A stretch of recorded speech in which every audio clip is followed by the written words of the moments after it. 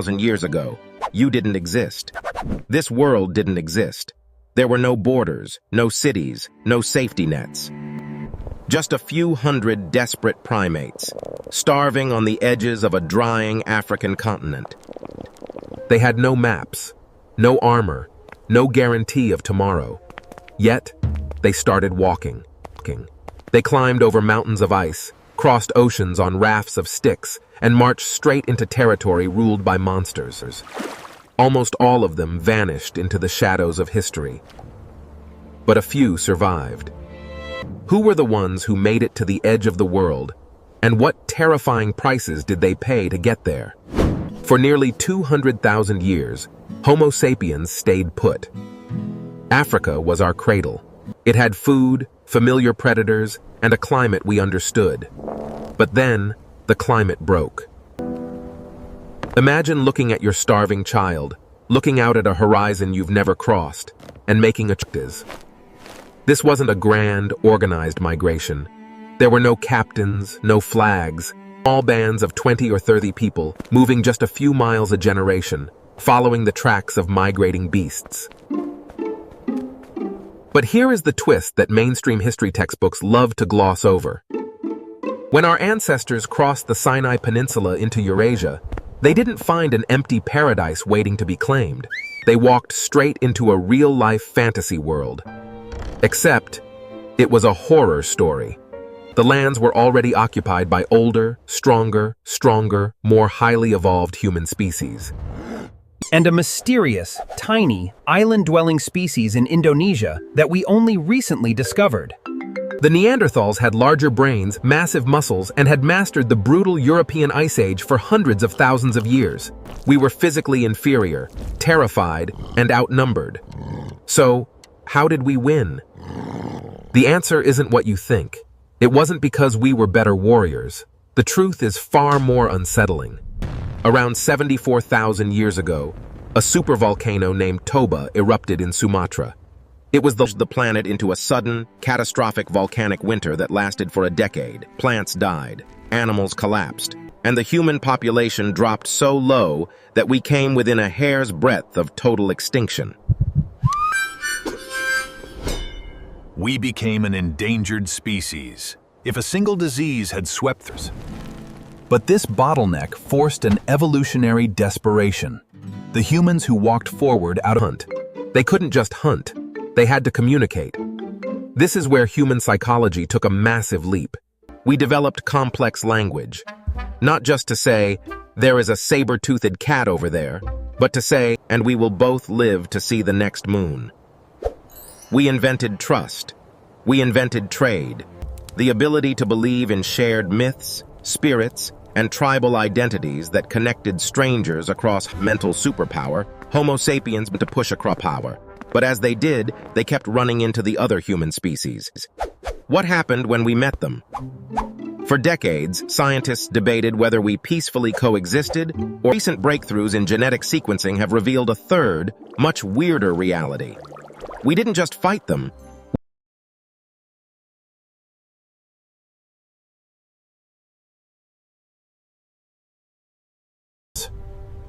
That leaves only one terrifying, beautiful, and highly controversial conclusion.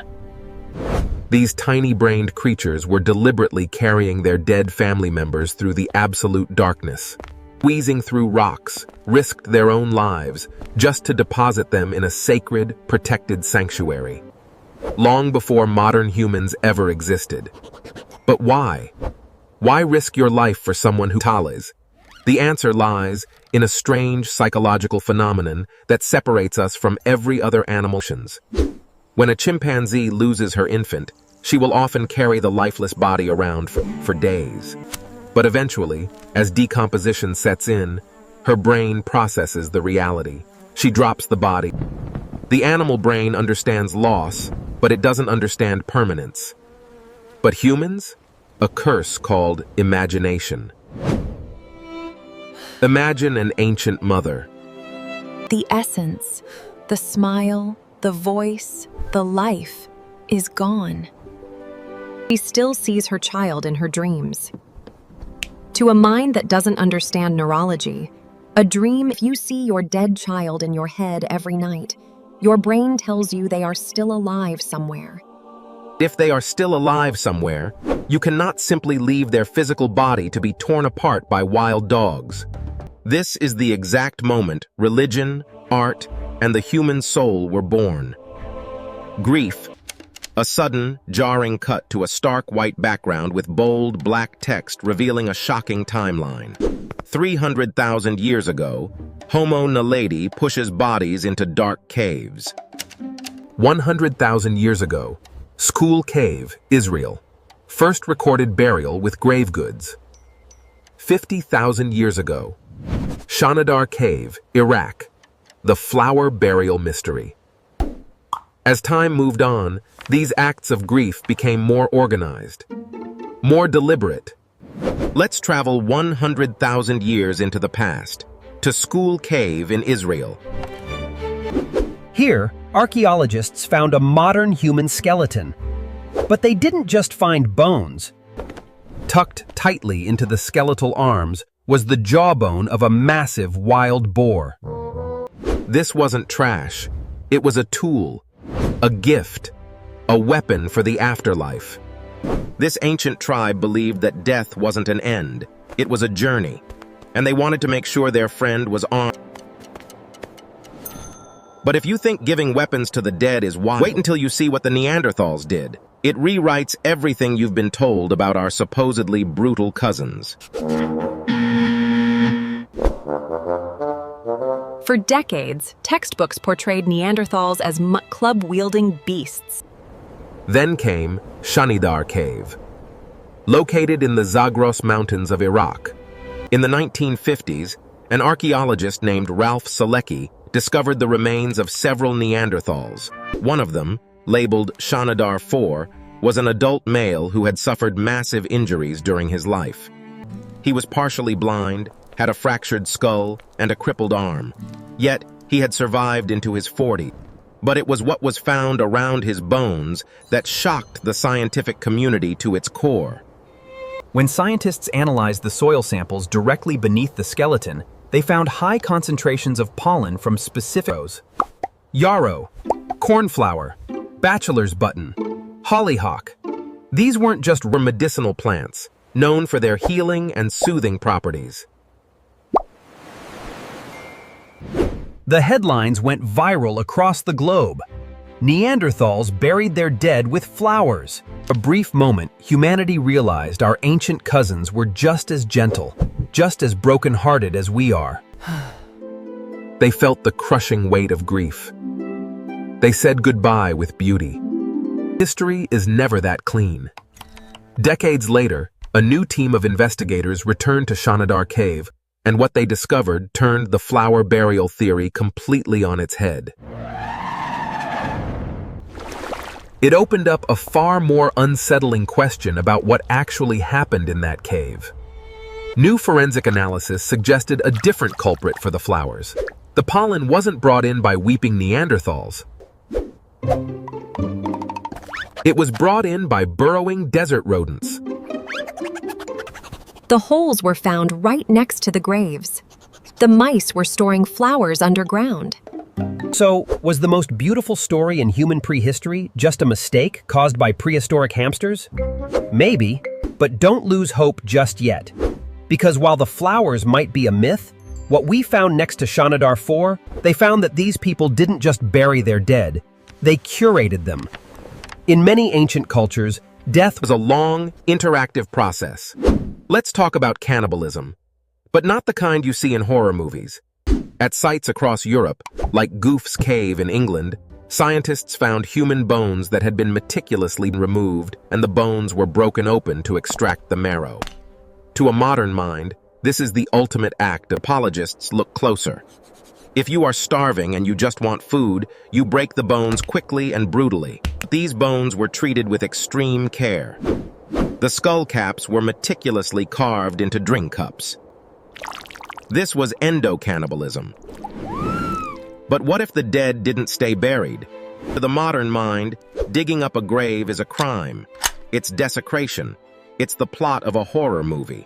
But to our ancestors, A grave wasn't a final resting place.